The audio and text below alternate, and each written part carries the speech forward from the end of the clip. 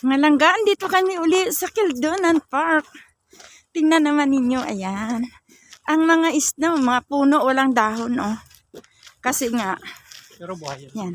Pero buhay yung mga yan. Tingnan nyo na laki ng mga puno, oh. Ayan, kami ay namasyal uli dito. Ayan. Kasama ko yung aming apo kasi Sunday ngayon, walang pasok at bukas ay holiday. Tingnan ninyo yung mga puno, wala na mga dahon, oh.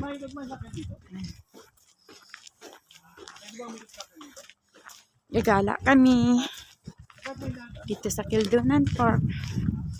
Ayan. O bakit may tulay? Parang hindi naman tayo nakapunta dyan. Ha?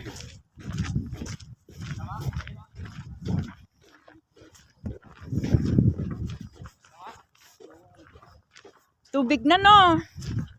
Yan, nagtutunaw na ang snow. Kaya, ayan, oh. Grabe ang snow dito. Parang di pa ako nakalipunta dito, langga. Oh, sira na. Ayan, may release ng train na sira na. Putol-putol na. Ayan. Pakita ko sa inyo. Ayan. Yan, ang ilog ay tubig na. Nagme-melt na ang snow. Gala kami dito. Ayan. Tingnan yung mga puno. Tulog lang yan. Mga ilang linggo lang yan pag wala ng snow. May dahon na uli ang mga yan. Ayan. Yan si Daddy. At ang aking apo. Ayan.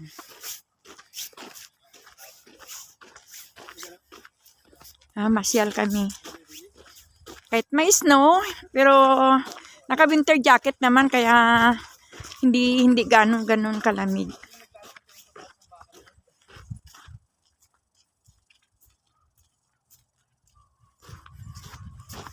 Ayan. Oh, kaya nyo ba to? Kaya nyo maglakad sa may snow? Hindi nyo kaya. Hindi, kaya naman.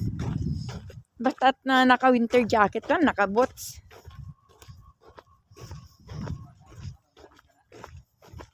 Ayan.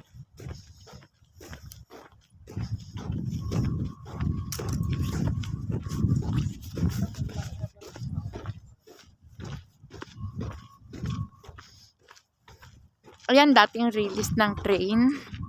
Pero sira na siya. Hindi na siya dinadaanan ngayon ng train.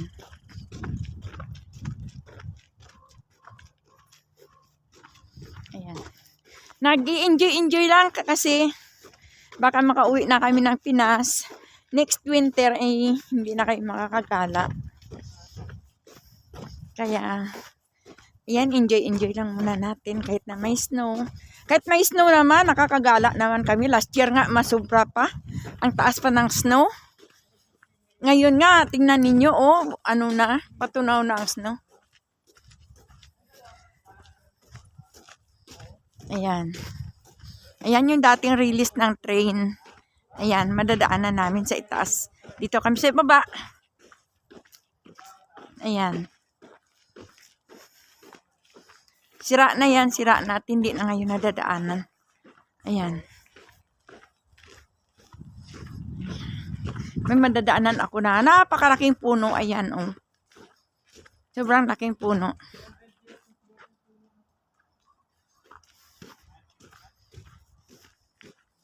Ayan. Yung kalsada naman ay wala ng snow. Oh. Kasi inaano naman yan. Oh, may squirrel doon, oh. Ayun, oh, may squirrel. Umakyat. Di ba ang titibay ng mga squirrel? Ayan, tumakbo. Tumakbo yung squirrel. Ayan.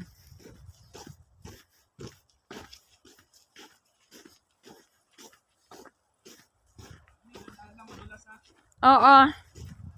Yan medyo madulas ang kalsada sa snow.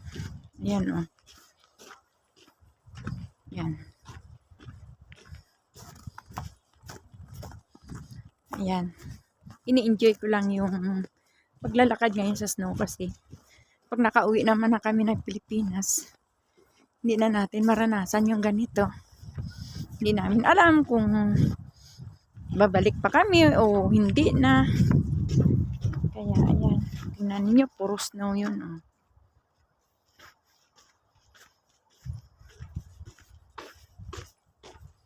Yan, may mga building sa kabila na matataas na building. Tawag dito sa lugar na to ay Kildonan Park. Napakalaki nito, ang lawak-lawak.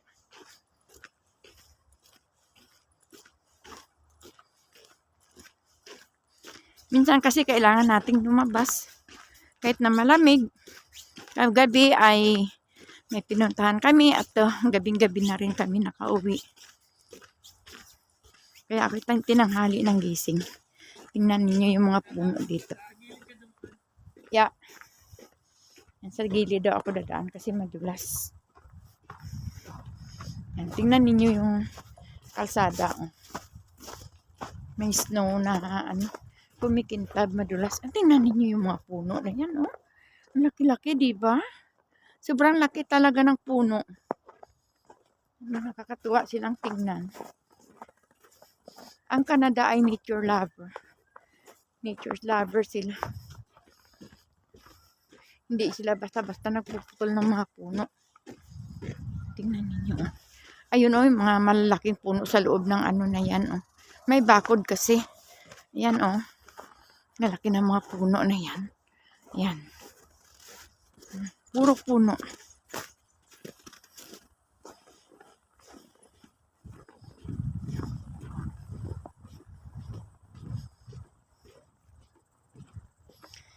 Pag kaya pag summer, hindi mo pa rin dito ramdam ang sobrang init sa lugar na to kasi mapuno. Kumbaga ay malamig-lamig pa din.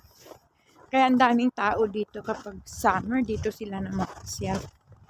Yan. Mega love shout out sa lahat ng Team Kapuso. President Freddy Channel, ang founder si Miss Jane Lastimoso, ayan, si Langga Mistor, malangga ko mga love shout out sa inyong lahat. Ayan.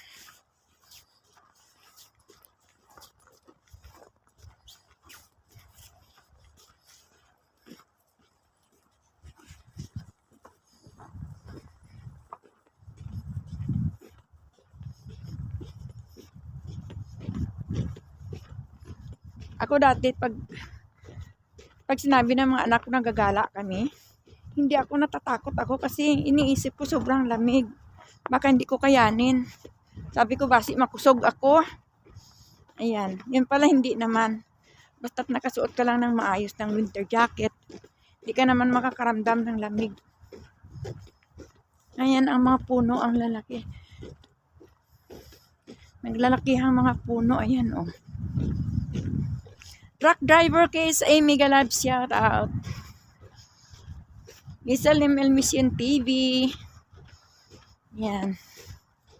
Basta sa lahat ng ng Team Kapuso. Si Sam. O kaya pala golf court pala ito mga langga, kaya pala may bakod siya. Ang lawak, grabe oh. Pero may puno na pagkalaki-laki oh. Pagdating ng summer, yan? Magkakadahon na siya uli. Golf court pala ito. Kaya pala sabi ko hindi pa ako nakarating dito. Dito lang daw ako kasi medyo madulas na doon kila daddy, kaya dito na muna ako. Ayan.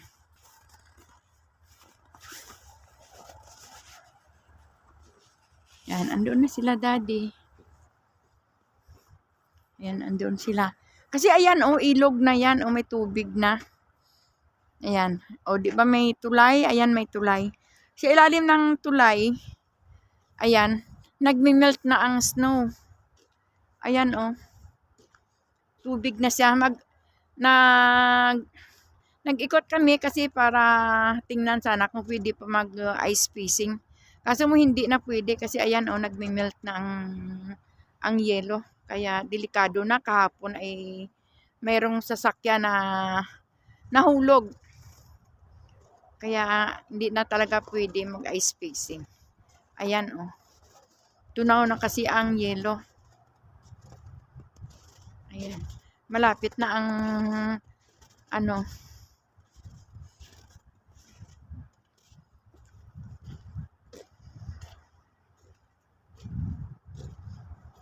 Lapit na ang fall, ang summer. Ayan. Andoon sila, dito na lang ako mag-aantay. At medyo madulas. Ayan ang ilog, ayan ang tulay o may mga sasakyan sa taas. Ayan. Yan ang tulay. Yan, tulay. Tapos sa ilalim niyan ay ilog. Ayan, may tubig na sa ilalim.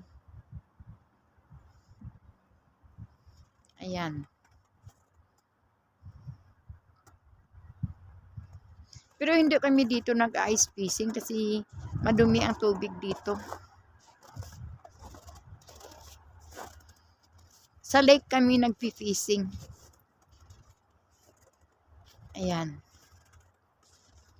Yan ang tulay. Nakikita